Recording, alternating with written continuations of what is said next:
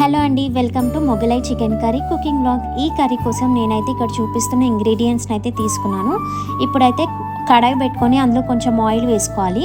Oil heat అయిన తర్వాత whole spices, వెల్లుల్లి, కాజు, గ్రీన్ చిల్లీస్, ఆనియన్స్, కొంచెం కొత్తిమీర, పుదీనా వేసుకొని ఆనియన్స్ లైట్ బ్రౌన్ అయ్యేంత వరకు ఇప్పుడు ఇందులో పెరుగుని వేసుకొని ఫైన్ పేస్ట్ అయితే చేసి ఇప్పుడు అదే కడాయిలో కొంచెం బటర్ వేసుకొని ఆనియన్స్, కరివేపాకు, పుదీనా, పసుపు, అల్లం వెల్లుల్లి పేస్ట్ వేసుకొని వేగిన తర్వాత చికెన్ ని వేసుకొని మగ్గిన తర్వాత తగినంత ఉప్పు, కారం, ధనియాల పొడి, జీరా పొడి, కొంచెం చికెన్ మసాలా వేసుకోవాలి. అవి కూడా కొంచెం మనం రెడీ చేసుకున్న పేస్ట్ ని అయితే ఇందులో వేసుకొని కొంచెం సేపు మగ్గనివ్వాలి.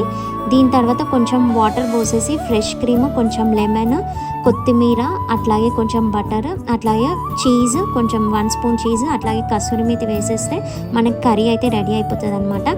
సో నేను ఇక్కడ చపాతీ కూడా చేశాను.